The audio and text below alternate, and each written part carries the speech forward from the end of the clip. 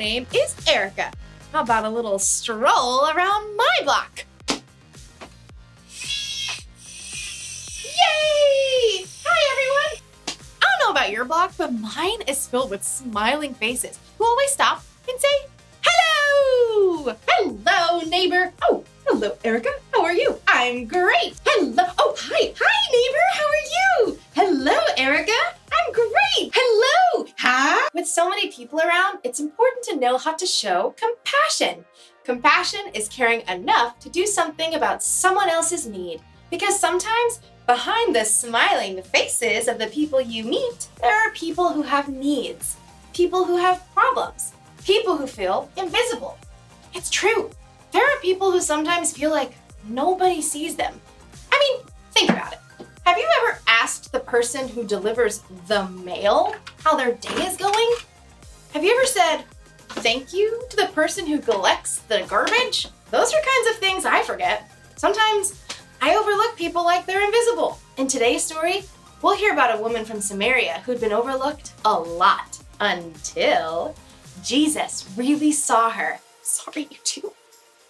I promise I will do better.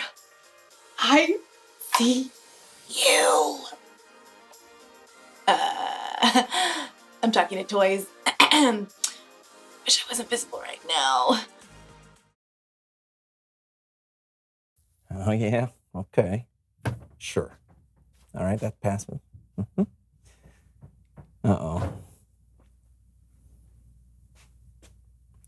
There's a window there? Yes! Shh! Uh-huh. Oh. Mr. Beauregard has weeds growing up around his mailbox. That's a violation. Uh-huh. Weeds.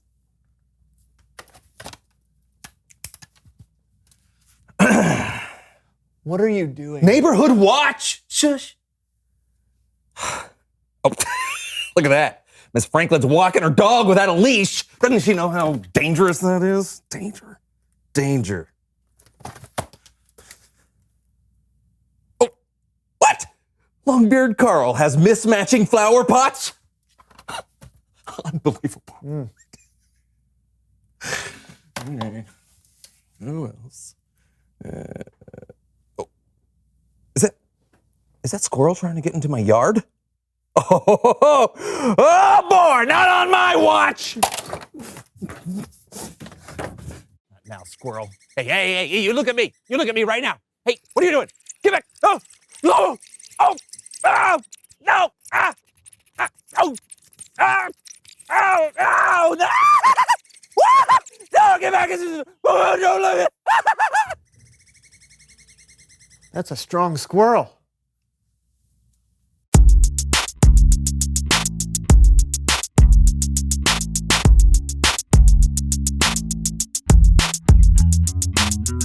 Hey everybody, I'm Brandon. I'm John. You're watching the So-and-So Show. And John is watching his neighbors. I knew something fishy was going on. What do you see? Well, I see strangers, a moving van, people moving boxes in and out of the house next door. Sounds like you have some new neighbors moving in. New neighbors? Yep. What do I do? What do I do? This is a big deal. You could go meet them after we finish the show. Well, I can't just walk over there and talk to them. I have to bring something, do something, be a good neighbor. Sounds like you're putting a lot of pressure on yourself. No, I'm not. I just want to be a good neighbor. Oh. Okay, maybe we need someone to help us. Please welcome someone who knows stuff. I'm Melinda Manners.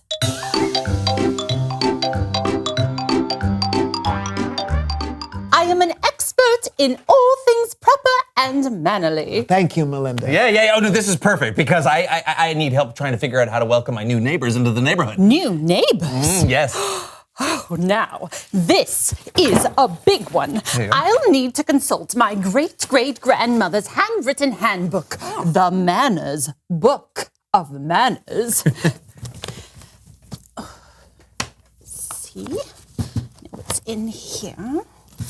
No. Let's see, maybe it's... there. No, it's not that. All the way to the... Okay. here it is. My, there are endless things you could do to welcome your new neighbors. I suggest we start with the most difficult option. Wait, why would we start there? John, my dear, don't you see? Effort says you matter to me. Right. So, it's all here in the handbook. First, research. How many people are moving in? What are their likes, dislikes? Do they have any pets, kids, food allergies, unexpected fears? Well, those are all great questions. Questions for Neighborhood Watch. Isn't it rude to spy on your neighbors? Of course. Aren't you spying on them now? Oh no. It's important to know the facts in order to do the very best acts. What do you see, John? Let's see. 1 adult, 3 children, 2 dogs. 1 soccer ball, 2 flower pots. Ooh, a very large bag of birdseed. Nice work, John. You know what this calls for. No idea. A welcome to the neighborhood flower pot. You have everything you need here to make a beautiful and thoughtful welcome to the neighborhood flower pot. You will each create your flower pot, and then you must be able to carry it around the room on your head. Why do we need to carry them on our head? Good posture, young man, is essential to a mannerly first impression. A bad first impression is as bad as sour milk. If you want to be impressive, walk as smooth as silk. Oh, okay. You have 5 minutes to decorate and go. We going? Yes, you can just put the flowers in there.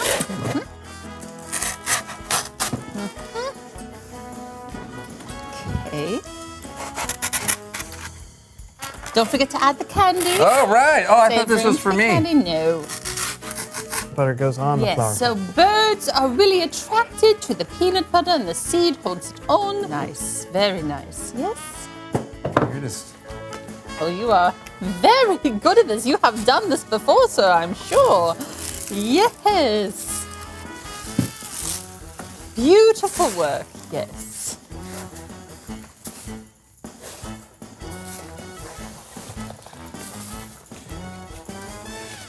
Time. Now to practice carrying them over to the new neighbors. Star wipe. Shoulders back, head high, knees slightly bent, and walking. Come on. Oh, good. Balance, breathing in and out, staying calm. Ow.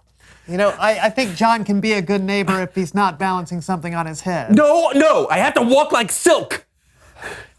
We might be missing the point here. True, it's not mannerly to get so upset. I am not upset. You are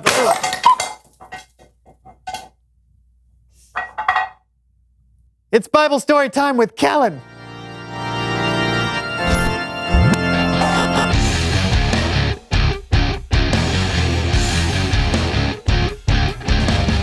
Hello. Hey, Kellen. What are we talking about today, Kellen? Great question. Today we're talking about a time that Jesus talked to a Samaritan woman at a well in Samaria. That's right. And what better way to learn about this historic moment than to hear from the woman herself? Hello? Hello, and welcome to Behind the Bible.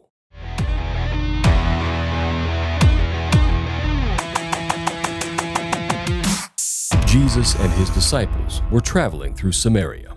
Jesus, tired from his journey, sat down at a well while his disciples went into town to buy food. While he was sitting there, a Samaritan woman came to draw water from the well. It was the middle of the day, and he was just sitting there by himself. All I knew about him is that he was Jewish, and Jews did not talk to Samaritans. Plus, I'm not exactly the person people liked to talk to. Back then, most people just ignored me or were mean to me, so I wasn't gonna say anything. Just to be clear, that was not the real woman from Samaria that Jesus talked to. This happened a long time ago before cameras were invented. I think the people watching already know that. I know. I just want to make sure. Can you let me do my job, please? Oh, sure. Jesus asked the woman if she would give him a drink. Of course I was surprised when he asked. I was surprised he was even talking to me. I asked him how he could ask me for a drink when he was a Jew and I was a Samaritan woman. And he said, and I'll never forget this, he said, "You don't know who is asking you for a drink. If you did, you would have asked him. He would have given you living water." Sounds crazy, right? I mean, how could I ask him for a drink? He didn't even have anything to get water with. And who's ever heard of living water? Jesus told her, "Everyone who drinks the water from the well will get thirsty again. But whoever drinks the water I give will never get thirsty." When the woman asked Jesus for this living water, he told her to go get her husband. But Jesus knew that she had no husband. In fact, Jesus knew everything about her. That's right. I know. It blew my mind, you know? How could a stranger know all about my past? He knew all the mistakes I'd made, all my sins, but he was so kind about it. He wasn't embarrassed or mad or... He just saw me for who I was and knew me. That's when I realized he was no ordinary man. Jesus told her the truth about himself, that he was the Messiah, the Savior of the world that the people had been waiting for. And that's when his disciples returned from getting food. Yeah, we were surprised to see him talking to a Samaritan woman, but we didn't say anything. Jesus was always surprising us with who he talked to. He cared about everybody. There wasn't a single person he thought of as not worth his time or attention. I guess we should all be like that, huh? When I found out I was talking to the Messiah, I could barely believe it. I left my water jar. Cannot believe I did that. And I ran into town just shouting at people, "Come see a man who told me everything I've ever done. Could this be the Messiah?" It was amazing. And I think people came to see him in part just because of how excited I was. They wanted to see for themselves what I was talking about. It was like the whole town came up to see Jesus. They begged him to stay with them, so we stayed there for 2 days. And so many people believed in him. They believed in Jesus as the Savior of the world. It was incredible. That day changed me. He changed me. I won't ever be the same again. Jesus showed the woman who he really was, the Savior of the world. And because of her response to him, many people in her town met him and believed in him too. This has been Behind the Bible.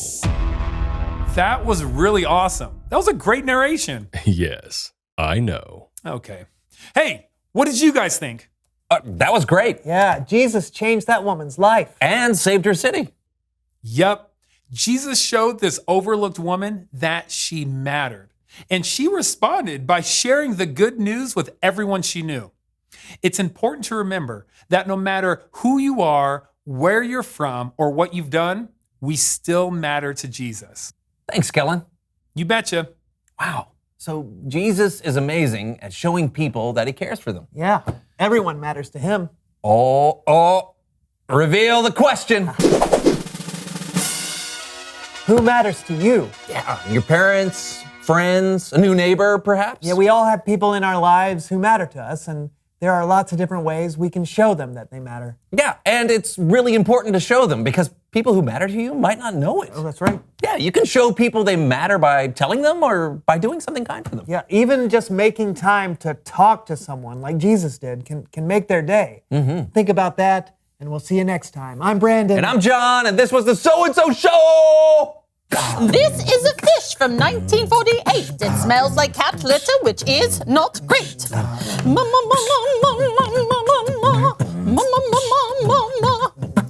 This is a dog bone halfway chewed. I don't have a dog, so this one's for you.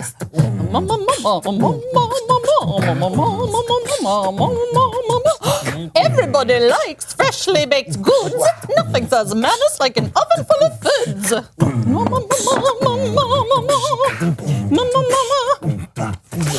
manners book of manners. The manners book of manners. The manners book of manners. Book of manners. Book of manners. Mama manners. Mama manners. Mama manners.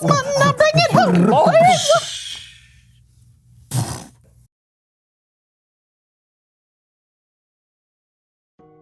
The woman from Samaria was probably overlooked for much of her life, partly because of the choices she'd made, partly because of where she was born. But Jesus didn't overlook her. He truly saw her, and by talking with her, he showed her that she mattered. She wasn't invisible to Jesus. We should show people they matter too, especially people who are sometimes forgotten or overlooked. You and your mom or dad could ask them about their day. Hello, friendly mail carrier. How is your day going? So good. Thanks for asking. How about you? You can show someone they matter by introducing yourself if you've never met. Hello, chef. Oh, hello, Erica. So nice to meet you.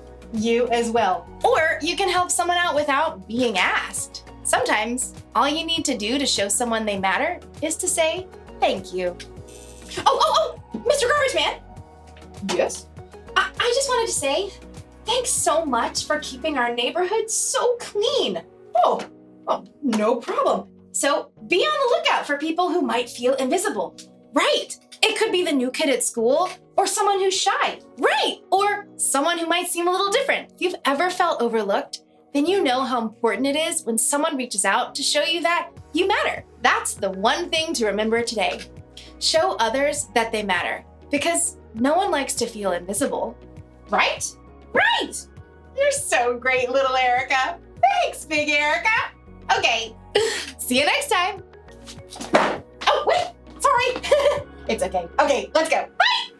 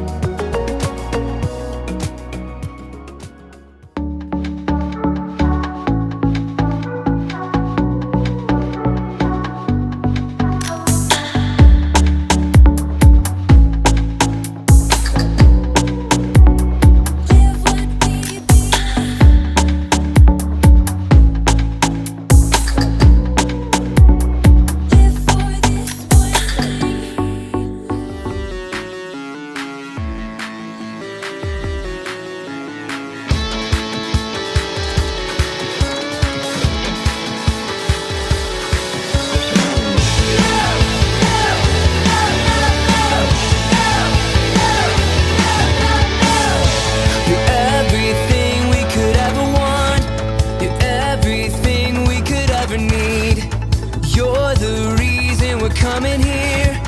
You're the reason we're gonna sing.